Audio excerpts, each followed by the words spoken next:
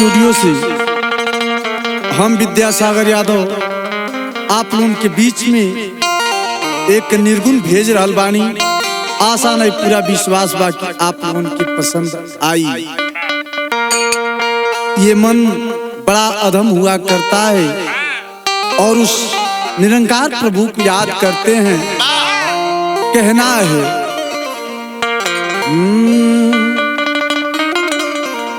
अरे डालो रे मनवा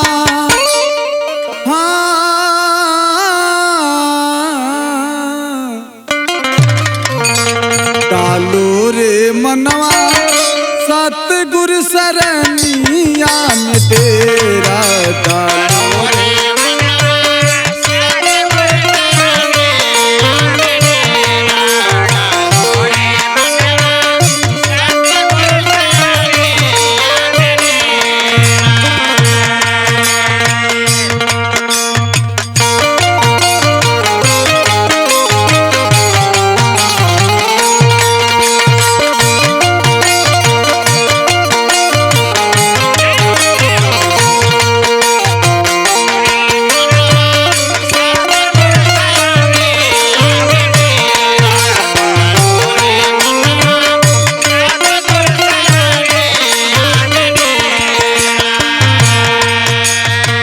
ये दास बता रहा है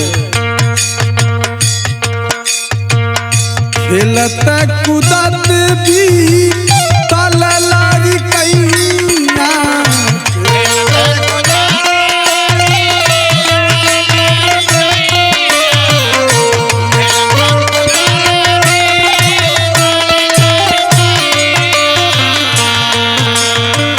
पीतली जवनी आई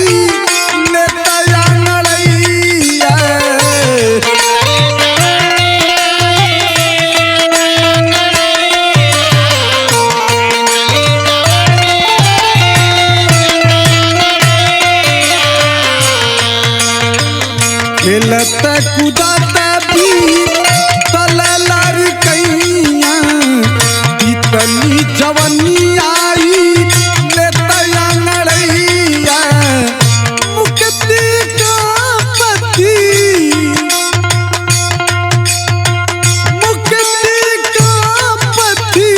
कभी नहीं हेरा। डालो रे मनवा सतगुरु सरनिया में तेरा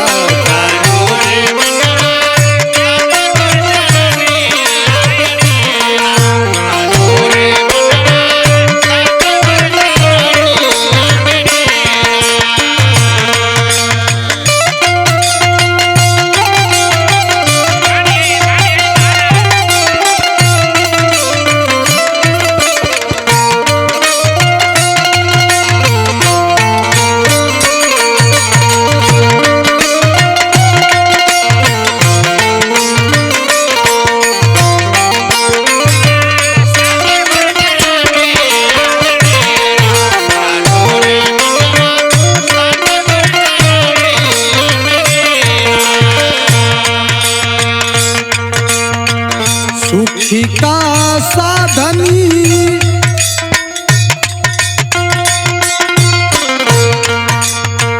सुखी का साधनी दुनिया में भोगा सुखी का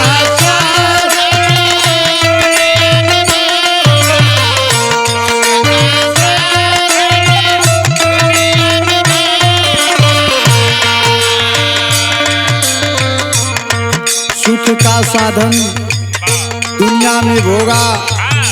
लेकिन अगली लाइन में उस प्रभु को भी याद करना है। प्रभु का भजन नहीं किया नहीं योगा प्रभु का भजन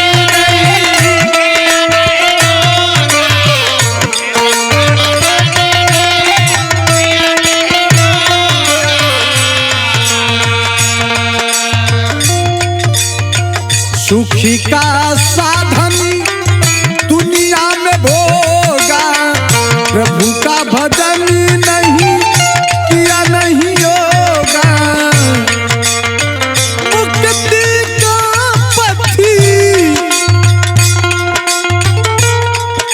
इस संसार में आया है सो जाएगा, लेकिन थोड़ा सा समय निकाल करके उस प्रभु को याद कर लीजिए जहां से आपका कल्याण होने वाला है।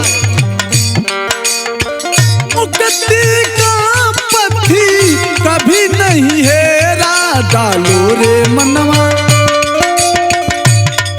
डालो रे मनवा, सतगुरु सरनिया में बेरा, डालो रे मनवा, सतगुरु सरनिया।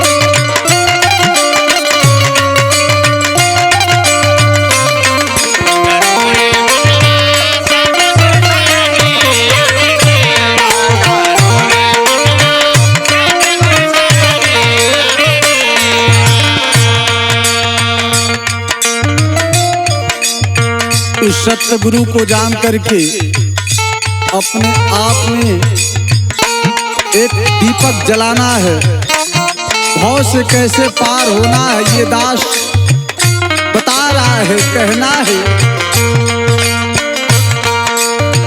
सतगुरु बताई हनी, सतगुरु बताई हनी पथ मुक्ति के, सतगुरु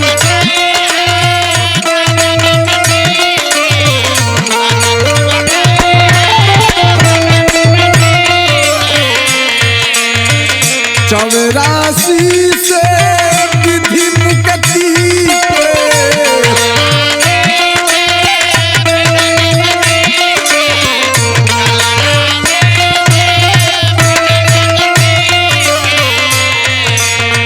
सतगुरु बताई हनी पथ मुक्ति के, चौरासी से विधि मुक्ति के।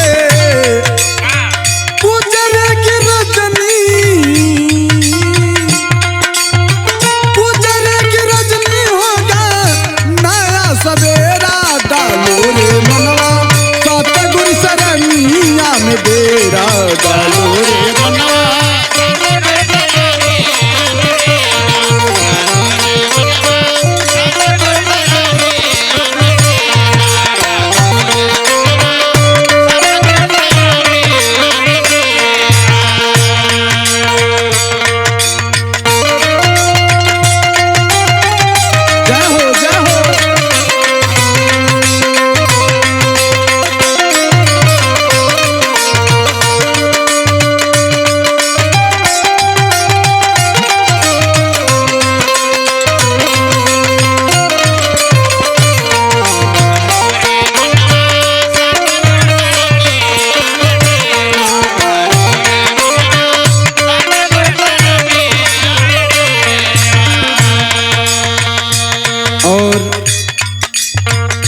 सतगुरु के माध्यम से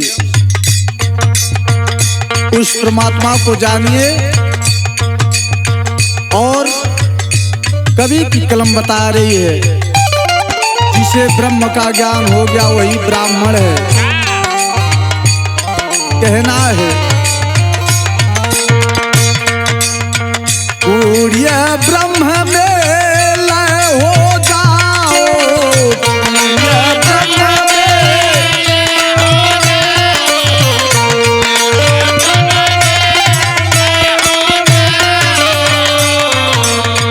सतगुरु से मेरी गुड़ में समाओ,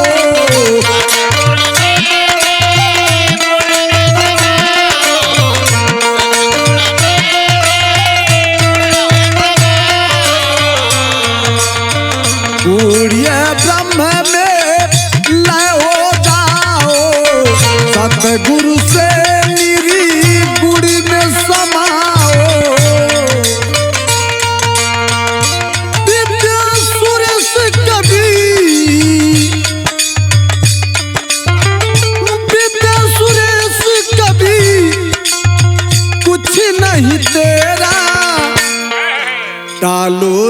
मनवा डालो रे मनवा सतगुरु शरणिया में डेरा डालो रे मनवा